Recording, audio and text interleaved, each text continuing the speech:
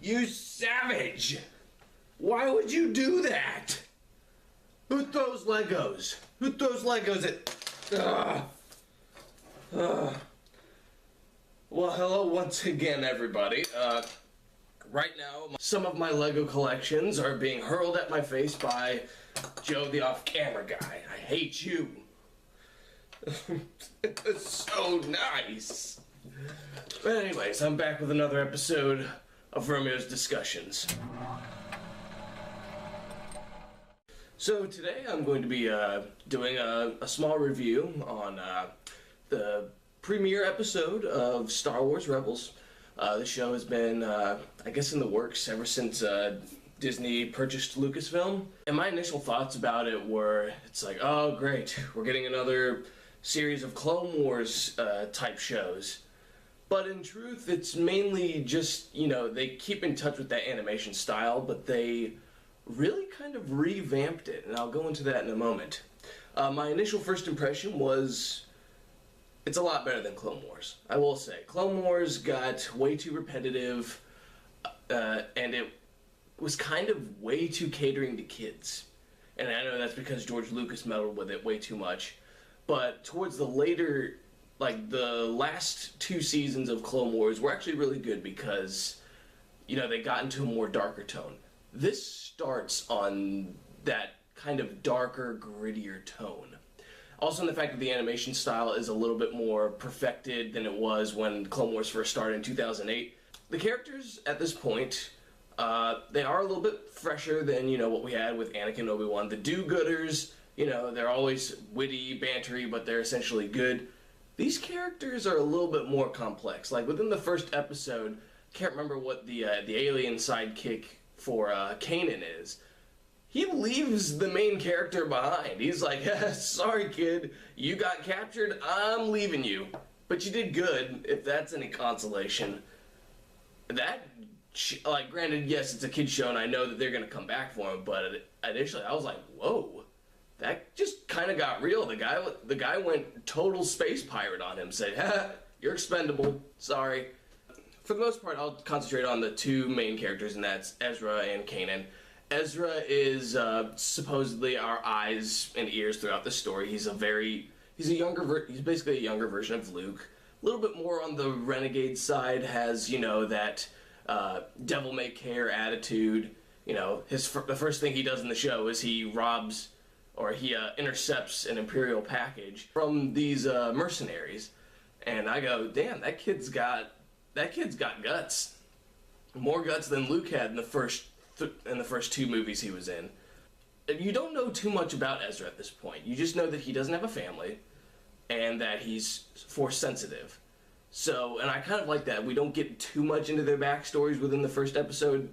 It looks like they're going to reveal it throughout the course of this season or like next season, because it's already been renewed for a second season, if that tells you anything about the show. And Ezra, I will say, he's very much a carbon copy of like a mix between Anakin and Ahsoka from the Clone Wars. He has that dialogue where you can kind of see that this was written by the same people that wrote Ahsoka. It's gotten a lot better. And then Kanan, I actually am really interested in Kanan. And I know that they've set that up because he's the Jedi we've always wanted.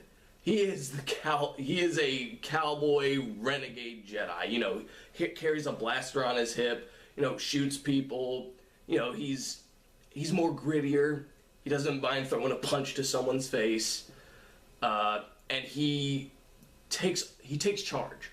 And that's what a lot of my problem with the Clone Wars is, that the Jedi didn't take charge. They just let things happen. He is like, okay, we gotta get this package off here. Okay, I know it's not the best thing, but I guess I should reveal that I'm a Jedi, just to scare these guys off. And when that scene happened, I got chills down my spine. The Force theme plays underneath. He puts his blaster away, dodges a bunch of blaster bolts. He puts his lightsaber together like it's made out of scraps, and ignites it.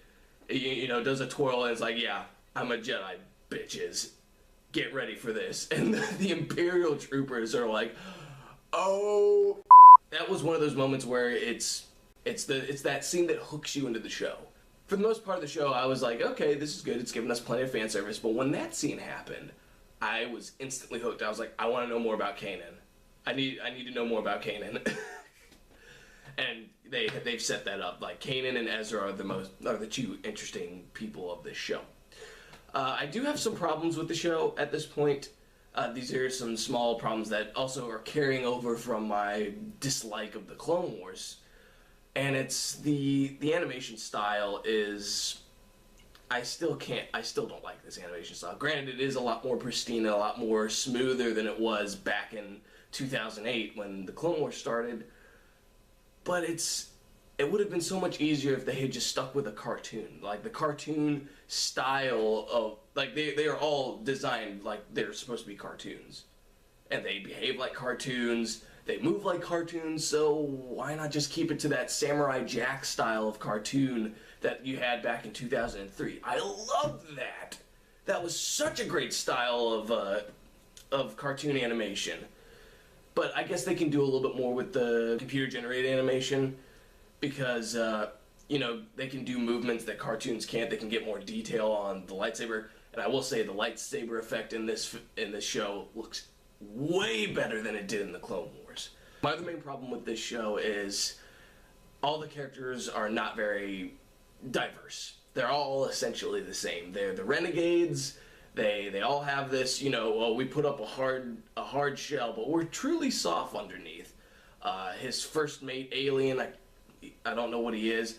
His Twi'lek captain, his Mandalorian bounty hunter girl that works with him, and even the damn droid, you can tell has, a bit of an attitude. And then Ezra's starting to pick up on it. So they're all not very interchangeable. They all, aside from Ezra and Kanan, I don't know any of the other characters' names or what they do. They're just all the same, at least in this episode 1 premiere. I will say, overall, the show is definitely worth watching.